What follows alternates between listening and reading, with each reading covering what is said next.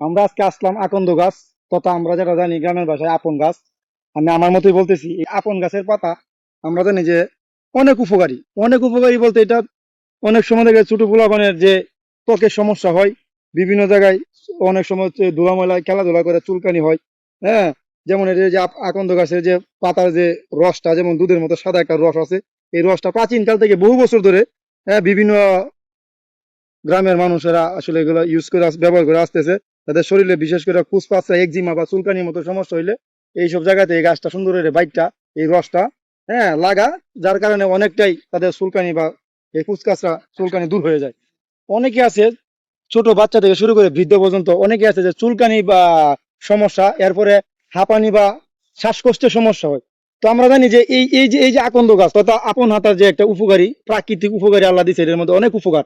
তা অনেক রোগের প্রতিষেধক হিসেবে কাজ করে। যেমন শ্বাসকষ্ট যাদের, শ্বাস নালীর সমস্যা, কষ্ট মানে শ্বাস নিতে পারে না বা হাঁপানির সমস্যা হয়, তো ওদের ক্ষেত্রে এই গাছটা এমন একটা উপকারী ওষুধ, যেটার কিছু কয়েকটা পাতা, যেমন 4-5টা পাতা নিলেন, সিদ্ধ করলেন, সিদ্ধ করার পরে ওই পাতার যে বাফ, মানে যে পাপটা বাইর হয়, এই পাপটা যদি আপনি নাক দিয়ে টাইনে ভিতরে ঢুকানোর চেষ্টা করেন, কিছুক্ষণ করেন, তাহলে এটার যে ভাবটা যে ভিতরে যায়, ওই শ্বাসটা এটা পরিষ্কার করে। এর ফলে রুগীর যে শ্বাসকষ্টটা অনেকটা কি হয়, নির্মূল হয়ে যায় এবং কি শ্বাসকষ্টটা অনেকটা কমে আসে। এটা কিন্তু একটা গুরুত্বপূর্ণ ঔষধি গাছ। তা আমরা জানি হাঁপানির ক্ষেত্রে সেই ঠিক সেম একই অবস্থা। এটি পাপ নেওয়ার ফলে শ্বাসনালীটা পরিষ্কার হয়, যার কারণে শ্বাসকষ্ট, হাঁপানি উপশম হয়। আকন্দ গাছের যে গুণাগুণের মধ্যে আর একটা গুণ হলো, যেটা জ্বর ও ব্যথার জন্য খুব ভালো কাজ করে। সেটা হলো যা এই গাছের যে মূল রস, এই রসের উপশমে জ্বর জ্বর চলে যায়। এবং আপনার যাদের সাধারণত সর্দি কাশি সংক্রামক জ্বরে আক্রান্ত, এই এদেরকে, এসব রুগীদেরকে এই আকন্দ গাছের যে মূল থেকে তৈরি ঔষধে এইটা শরীরে সরাসরি যদি প্রয়োগ করে বা তাপমাত্রা কম সেক্ষেত্রে যদি প্রয়োগ করে, তাহলে দেখে যায় তাদের শরীরে হালকা যে জ্বরের কারণে যে ব্যথাটা আসে, এই ব্যথাটা নির্মূল হয়ে যায়। এই কারণেই এই ঔষধি গুণাগুণ গাছটা সবাই চিনে রাখেন এবং দেখে রাখেন। এই গাছটা আসলে অনেক উপকারী, প্রাকৃতিক একটা উপকার আল্লাহ দিছে।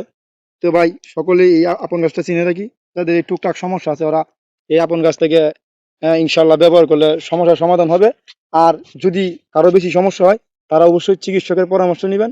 কারণ এই ছোটখাটো এই যারা গ্রামে যারা ইয়ে করে, মুরব্বীরা সিস্টেমে যারা কবিরাজি করে, ওদের কাছ থেকে এগুলা করা যাবে না। অবশ্যই বেশি সমস্যা হলে ডাক্তারের পরামর্শ নেওয়া এবং কি আহ ভালো একজন বিশেষজ্ঞ ডাক্তারদের ট্রিটমেন্ট করে প্রেসক্রিপশনের মাধ্যমে চিকিৎসা নিতে হবে। ধন্যবাদ সবাইকে। আল্লাহ হাফেজ।